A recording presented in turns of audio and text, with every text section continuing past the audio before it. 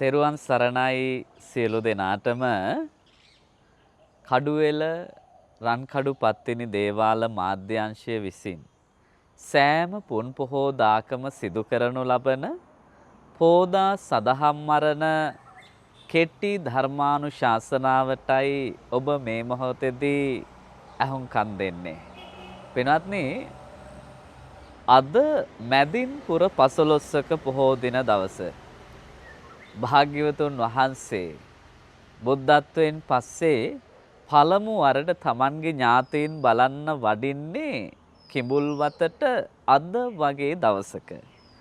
සුද්ධෝදන රජතුමාට ධර්මය දේශනා කිරීමත් යශෝදරා දේවියට ධර්මය දේශනා කිරීම වගේම රාහුල කුමාරයා නන්ද කුමාරයා පැවිදි බිමට පත් වුණ අවස්ථාවන් සිහිපත් කරන ඓතිහාසික වැදගත්කමකින් පිරිච්ච නැදින්පුර 15ක පොහෝ දින දවසේ අපේ සමාජයට ධර්මානුකූල උපදේශයක් දෙන්නටයි මේ සූදානම.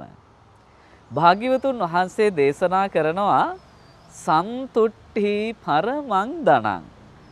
ලෞකික ජීවිතයක් ගත කරන මගේ පින්වත්නි, ඔබට ඔබේ ජීවිතේ මොන තරම් ධනය තිබුණත්, මොන තරම් බලය තිබුණත්, මොන තරම් පිරිවර හිටියත් මේ හැම දෙයකටම වඩා වටිනම ධනය තමයි සතුට.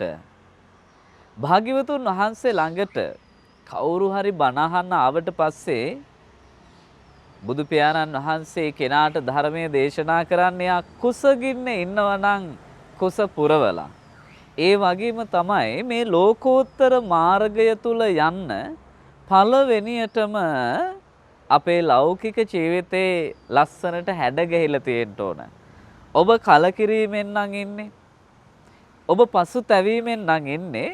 මේ අවබෝධයේ ගමන යන්න හරි අමාරුයි. ඒ නිසා පළවෙනිම දේ තමයි ඔබ සතුටෙන් ඉන්න. මේ මානසික සහනය, මේ මානසික සතුට තමයි ජීවිතේ වැදගත්ම දේ. ඒ නිසා මගේ පින්නතුනි, බුදු පියාණන් වහන්සේ දේශනා කළේ සන්තුට්ඨි පරමං ධනං. සතුට තමයි පරම ධනය. ජීවිතේ හැම කෙනෙක්ම සතුටෙන් ඉන්න ආසයි. අපි කතා කරනවා බේසික් හියුමන්ස් වැලියුස් පිළිබඳව. අවම මිනිස් ගුණධර්ම පිළිබඳව. අවම මිනිස් ගුණධර්ම කියලා කියන්නේ ආදරය, කරුණාව, දයාව, මෛත්‍රිය වගේ ගුණධර්ම.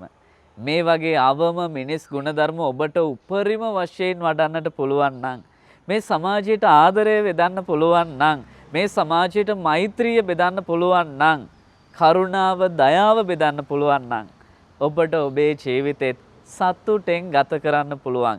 හැම වෙලාවෙම අනෙකාගේ සතුට හිතන කෙනාට තමන්ගේ ජීවිතේ සතුටෙන් ඉන්න පුළුවන්.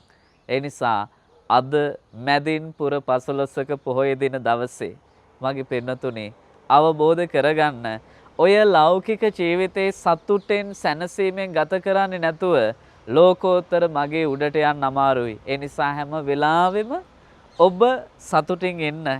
මේ සමාජයේ සතුටුදායක තැනක්, සැනසිලිදායක තැනක් කරන්න. හැම වෙලාවෙම මිනිසුන්ට ආදරය කරන්න. හැම මොහොතකම සතුන්ට ආදරය කරන්න. ගහකොළට, සෝබාදහමට ආදරය කරන්න. පළවෙනියටම ලස්සන මිනිසෙක් වෙන්න. සතුටෙන් පිරිච්ච ජීවිතයක්, සැනසීමෙන් පිරිච්ච ජීවිතයක් ගත කරන්න.